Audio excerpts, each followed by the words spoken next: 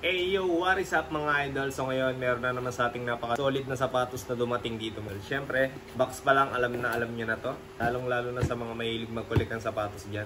Mamili, yan. Kung naghahanap ng solid, siyempre bagong labas. Ito na yun mga idol. Sa box mga idol, wala siyang masyadong pinagkaiba sa naunang mga version na labas nito. May kushes dyan. Then sa gilid, meron din.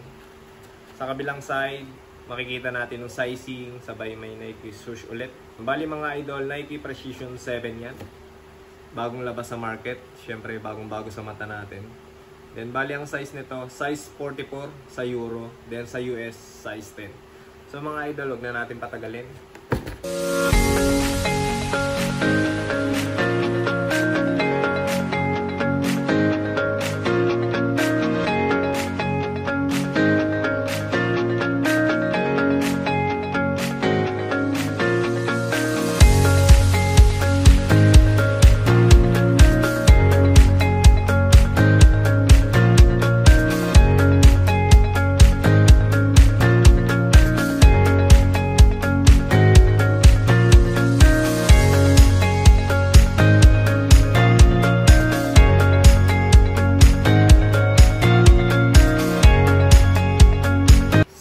Idol, dagdagan na lang din natin ng details tong sapatos na to para mas malinaw. Nakita nyo naman na sa video, kaya medyo pahagip na lang to mga idol. So syempre, sisimulan natin yan sa tongue part. Ayan ang quality mga idol.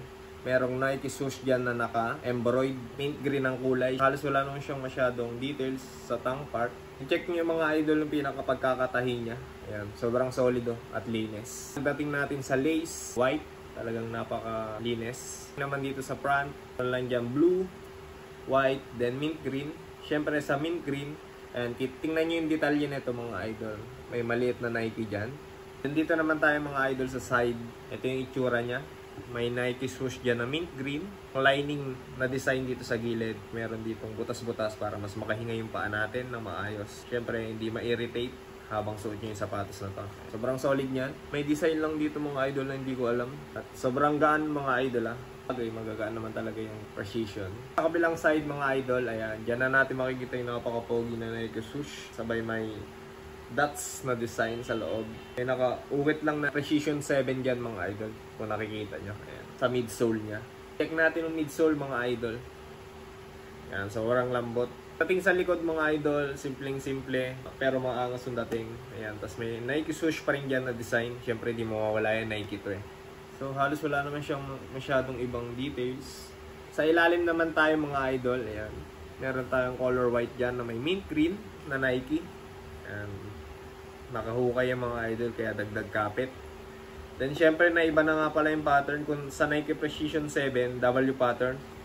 Ito parang may mga kidlat, tas hiwalay-hiwalay na pattern mga idol. Kaya tetestingin natin yung traction nito, then yung ingay sa court. So yun lang mga idol, wala naman siyang masyadong ibang details. Sobrang gaan niya lang, sarap siguro gamitin ito. Kaya tatry natin. Ayan. So yun lang mga idol, salamat sa panonood nyo. Kung nagustuhan nyo itong video, PM lang kayo sa page. Then kung naghahanap pa kayo ng ibang klaseng sapatos, sit lang kayo sa Gym Soul. Ayan, meron tayong araw-araw na iba't ibang klaseng sapatos na posting doon. At syempre, PM kayo kung may nagustuhan kayo. So yun lang mga idol, salamat sa panonood nyo. See you in the next video. Cheers!